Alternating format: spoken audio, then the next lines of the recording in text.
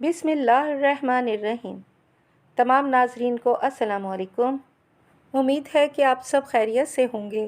دعا ہے کہ اللہ پاک آپ سب کو اپنی رحمت کے سائے میں رکھے، آمین۔ جعفر صادق محمد باقر سے منقول ہے کہ بنی اسرائیل میں ایک دیندار شخص تھا جس کا معاملہ اللہ کے ساتھ اچھا تھا۔ اس کی ایک بیوی تھی جو نہایت خوبصورت تھی۔ اس دیندار شخص کو اس پر کسی وجہ سے بدگمانی ہو گئی تھی، لہٰذا جب کبھی یہ دیندار شخص گھر سے باہر جاتا تو گھر کے دروازے کو باہر سے تالا لگا دیا کرتا۔ ایک مرتبہ ایسا اتفاق ہوا کہ کسی جوان مرد سے اس کی بیوی کی نظریں مل گئیں، چنانچہ دونوں خوبصورت اور نوجوان تھے، اس لیے وہ ایک دوسرے سے محبت کرنے لگے، مگر باہمی معاملات کی کوئی صورت نظر نہ آتی تھی۔ ایک دن عورت نے کیا کیا کہ اس نے کسی ذریعے سے باہر کے تالے کی ایک چابی بنوا لی اور اس نوجوان کو بھجوا دی، اور اس نوجوان کا اس عورت کے پاس اس کے شوہر کی عدم موجودگی میں آنا جانا شروع ہو جاتا ہے۔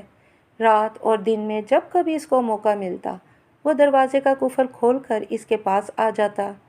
عورت کے شوہر کو اس آمد و رفت کی عرصے دراز تک خبر نہ ہوئی اور یہ سلسلہ کافی عرصے جاری رہا۔ اس کا شوہر چونکہ عابد اور زاہد شخص تھا تو اس کو خود بخود اس بات کا احساس ہوا کہ اس کی عورت اس سے کچھ کنارہ کشی کرنے لگی ہے، اس لیے اس نے خدشے کا اظہار اس عورت سے کر دیا اور کہا، مجھے اسی وقت اطمینان ہو سکتا ہے کہ جب تو اپنی عفت و عصمت پر حلف اٹھا لے گی۔ عورت اس پر راضی ہو گئی اور کہنے لگی، جب آپ کا جی چاہے مجھ سے حلف لے لیجئے۔ جس شہر کا یہ واقعہ ہے، اس شہر کے باہر ایک پہاڑ تھا اور اس کے قریب ایک نہر بہتی تھی۔ وہاں جا کر بنی اسرائیل قسم اور حلف اٹھایا کرتے تھے، اور جو شخص وہاں پر جھوٹی قسم یا حلف اٹھاتا فوراً ہلاک ہو جاتا۔ میاں بیوی کے درمیان حلف کی بات چیت کے بعد اس کا آشنا اس کے پاس آیا تو اس عورت نے اپنے شوہر کی بدگمانی کا اور پہاڑ پر چل کر قسم کھانے کا قصہ اسے سنایا۔ یہ سن کر وہ نوجوان پریشان ہو گیا کہ اب کیا کیا جائے۔ عورت نے اس کو تسلی دی اور کہا کہ گھبرانے کی کوئی بات نہیں، بس میں ایسی ترکیب کروں گی کہ یہ سانپ بھی مر جائے اور لاٹھی بھی نہ ٹوٹے۔ فلاں دن فلاں وقت میں اپنے شوہر کے ساتھ قسم کھانے کے لیے اس پہاڑ پر جاؤں گی، لہٰذا تم بھیس بدل کر اور سواری کا ایک گدھا لے کر شہر کے باہر پھاٹک پر کھڑے ہو جاؤ، اور جب تم ہم دونوں میاں بیوی کو آتا دیکھو تو گدھے کو لے کر ہمارے قریب آ جانا۔ میں تمہارے گدھے پر پہاڑ تک جانے کے لیے سوار ہوں گی تو جلدی سے مجھے اٹھا کر گدھے پر سوار کرا دینا، پھر دیکھنا کیا ہوتا ہے۔ چنانچہ جب حلف اٹھانے کا دن آیا تو اس دیندار شوہر نے اپنی بیوی سے کہا کہ چلو اس پہاڑ پر چلیں تاکہ تم وعدے کے مطابق حلف اٹھا کر مجھے مطمئن کر سکو۔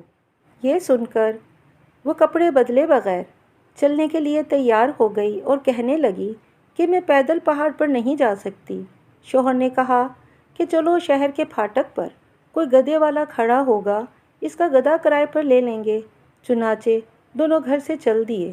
جب شہر کے دروازے پر پہنچے تو عورت کا آشنا گدھا لیے ہوئے وہاں موجود تھا۔ اس کو دیکھتے ہی عورت نے آواز دی کہ او گدھے والے، ہم تجھ کو نصف درہم دیں گے، کیا تو ہمیں اس پہاڑ تک پہنچا دے گا؟ وہ بولا، جی ہاں، پہنچا دوں گا، اور جلدی سے گدھا لے کر آیا اور عورت کو اپنے ہاتھوں کا سہارا دے کر گدھے پر بٹھا دیا اور روانہ ہو گئے۔ آگے آگے گدھا جا رہا تھا اور پیچھے پیچھے عورت کا شوہر اور وہ مصنوعی گدھے والا۔ جب پہاڑ آ گیا اور گدھے سے اترنے کا وقت آیا تو عورت نے اس بہروپیوں کو آواز دی کہ گدھا پکڑے اور مجھ کو اتار دے۔ وہ آنے بھی نہ پایا تھا کہ عورت خود بخود گدھے سے گر پڑی اور اس طرح گری کہ اس کا ستر اس بہروپیے کے سامنے کھل گیا۔ عورت اس کو بناوٹی گالیاں دینے لگی تو وہ بہروپیہ بولا، بیوی صاحبہ، میرا اس میں کیا قصور، اور اس کو پکڑ کر زمین سے اٹھا کر کھڑا کر دیا۔